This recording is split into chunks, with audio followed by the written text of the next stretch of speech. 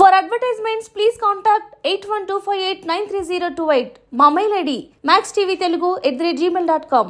నమస్కారం. Max TV భక్తి ఛానల్కి స్వాగతం. మనకు అనునిత్యం ధర్మ సందేహాలలో ఎన్నో సందేహాలు మనకు కలుగుతూ ఉంటాయి.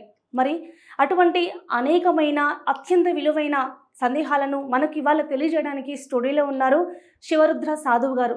మరి గురూజీని అడిగి మనకున్న సందేహాలేంటో ఇవాళ నివృత్తి చేసుకుందాం. నమస్కారం సాధు గారు. నమస్కారం తల్లి. మీరు ఎక్కువగా సాధన చేయాలంటే కనుక ఎక్కడ సాధన చేస్తారు?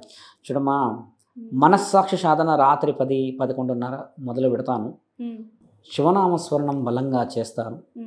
మళ్ళీ ఒకే ఒక్క మాట ఎక్కువగా నేను ఏమంటూ ఉంటాను ఆ మనస్సాక్షిలో, అమ్మ ఎవరికైతే నిజంగా ఆకలి అవుతుందో వాళ్ళకి నా ద్వారా అన్నం పోతే చాలు.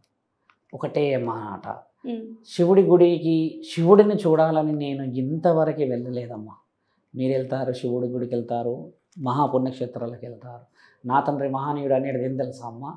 నన్ను చూడాలి అని అనుకుంటే మాత్రం నీ మనసులోకి తొంగి చూడు, కానీ నా కట్టడాన్ని చూడాలంటే మాత్రం పుణ్యక్షేత్రానికి రా.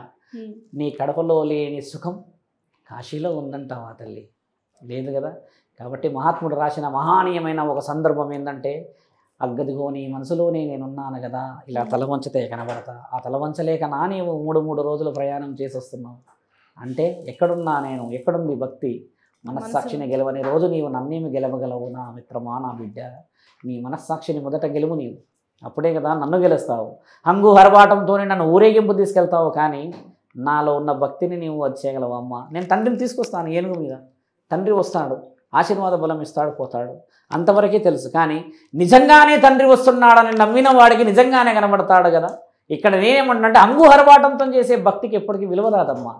నిజంగా ఉన్నాడు అని నమ్మిన వారికి పరమాత్ముడు శ్మశానంలో కూడా పెద్ద శివాలయమే. అదే మన మనోఆలయం, మనస్సాక్షికి ఉన్న స్వర్ణ ఆలయం. అది చూడాలి కదమ్మా. ఓకే గురూజీ, ఇందాక మీరు అన్నారు నేను ఎక్కువగా అఘోర స్వాములతో నేను గడుపుతూ ఉంటాను, వాళ్ళతోనే ఉంటానని చెప్పారు కదా. మామూలుగా అఘోర స్వాములకు సాధువులకు డిఫరెన్స్ ఏంటి? చూడమ్మా, ఒక అఘోర సాధువు అనకూడదు, నాగ సాధువులు అనాలి. ఓకే, ఒక రకమైన సాధువు. అఘోరాలు ఒక రకమైన సాధన. శివ సాధువులు అంటే ఇప్పుడు నేనున్న ఒక సాధన. స్వాములు ఉన్నారు, శివస్వాములు, అయ్యప్ప స్వాములు, ఆంజనేయ స్వాములు, అమ్మవారి స్వాములు ఉంటారు. ఇలా ఒక సాధన.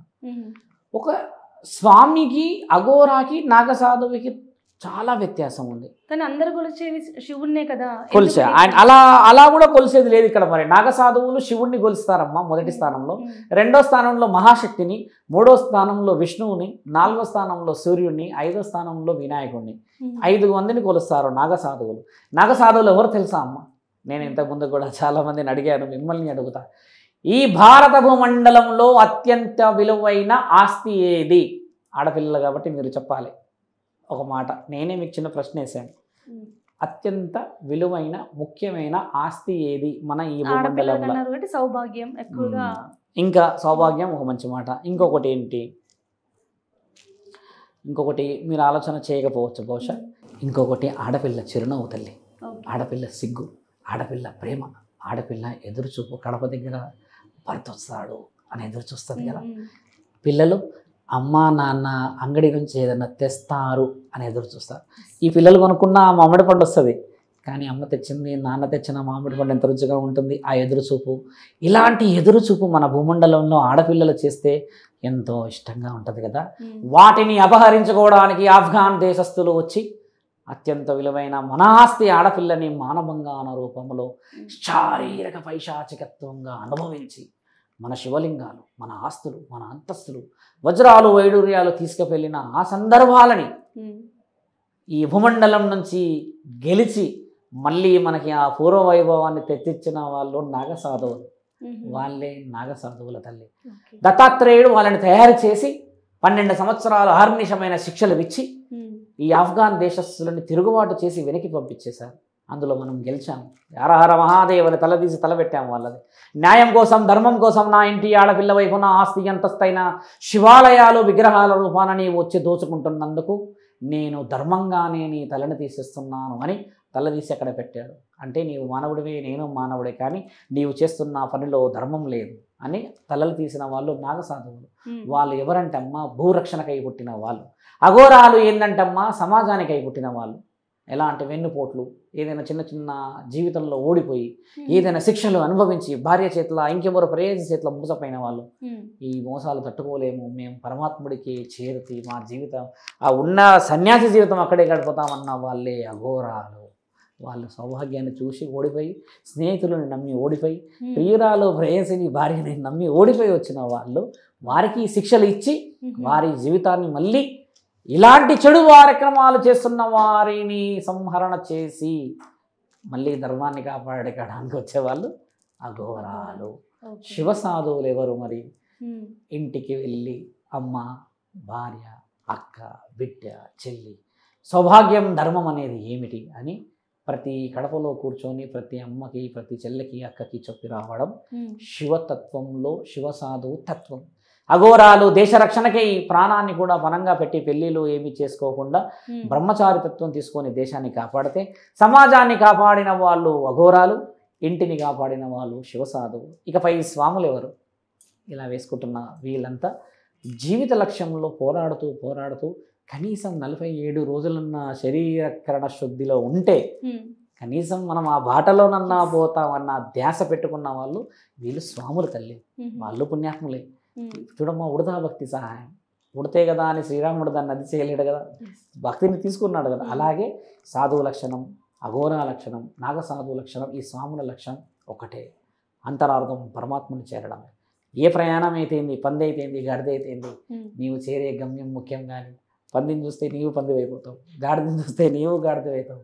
గమ్యం నీకు ముఖ్యమే కానీ కిందున్న వస్తువు కానీ కిందున్న పశువుతో సంబంధం లేదు. రాసున్న నానుడే కదా ఇది. కాబట్టి గమ్యం ముఖ్యమైనది మనకి. ఇంకా చెప్పు తల్లి. నేటి సమాజంలో మనం చూస్తూ ఉన్నాము, అంటే జన్మించినందుకు కర్మ పాప ఫలితాలు అన్నీ కూడా అనుభవించి వాళ్ళు తీరా అంటే లాస్ట్ చివరి స్టేజ్లో భగవంతుని ప్రార్థిస్తూ ఉన్నారు. అలా కాకుండా మనకు చిన్నప్పటి నుంచి ఇవన్నీ కూడా మనం కంటిన్యూ చేసుకుంటూ ఎవరైతే భగవంతుని నమ్ముకుంటామో ఆయన మీద దృష్టి సారించాలి అంటే సేమ్ ఈ రెండు పనులు ఎలా బ్యాలెన్స్ చేసుకోవాలి? చూడమ్మా, మీరన్న ఈ విలువైన ప్రశ్నకి నేను తల్లిదండ్రుల విషయమే మాట్లాడతాను. ఒక తల్లి ఒక తండ్రి మొట్టమొదటి గురువు విద్యనిచ్చేవాళ్ళు మనకి. ఆ నుంచి అమ్మ, ఇంకేదైనా అక్షరం, చెడు మంచి ప్రభావం. అదే తల్లి గారాభం చేసి బిడ్డని ప్రేమ చేసి తప్పు చేసినా నువ్వు బాగుండాలి, నీ వస్తువు నువ్వే తినాలి, వేరే ఎవరికి ఇవ్వకూడదు, ఎవరైనా వస్తే నువ్వు కూడా పొట్టలో గుద్దు అని చెప్పే వాళ్ళు ఉన్నారు. అలాంటిది అదే తల్లి నాన్న చుట్టుపక్కల ఉన్న వాళ్ళు కూడా అడిగితే ఇవ్వాలి నాన్న, వాళ్ళు కష్టపడి వస్తారు కదా, నీవు ఇస్తే వాళ్ళు నీకు ఇస్తారు, స్నేహం అంటే అదే, మంచి ప్రేమను సంపాదించాలి అని ఇలా చెప్పుకుంటూ వస్తే అదే వారికి నరాల్లో ఉంటుంది. ఇక్కడ ఏమైపోయిందంటే నా కొడుకే గొప్ప అయిపోయి అవతల వ్యక్తిని ఇబ్బంది పెడుతున్నారు కదా, స్వార్థం అనేది. అందుకని ఈ స్వార్థాలన్నీ 75 సంవత్సరాలకు వచ్చేసరికి ఇక్కడ అమ్మ ఉండదు, నాన్న ఉండడు, ఈయన శరీరం కూడా ఈయన చేతిలో ఉండదు కదా. అమ్మా ఉంటుందో పోతుందో ఈ దేహం. ఎవరున్నారు ఇప్పుడు మన మాట వినేవాడు? శివుడు, పరమాత్ముడు. అప్పుడు వింటాడంటావా అమ్మ? వినడు తల్లి. మొక్క ఏమన్నానే మరణ మొంగునా నీవే తెలుసు. నానుడి మనకు రాసి పెట్టుకున్నాయి. చిన్నగా ఉన్నప్పుడే లేని విద్యార్హతలో నీ రక్తంలో ఉన్నది, అదే రక్తం పెద్దగైనాక కూడా ఉన్నది కదా శరీరంలో. అదేమన్నా అమృతమైందా? కాదు కదా. 70 ఏళ్ళకి పుణ్యం కొద్ది పురుషార్థం నీ నోటి ద్వారా రాదు తల్లి, నువ్వు చేస్తున్న పనుల ద్వారా వస్తుంది. ధన్యవాదాలు గురుగారు. ధర్మో రక్షతి రక్షత అమ్మ.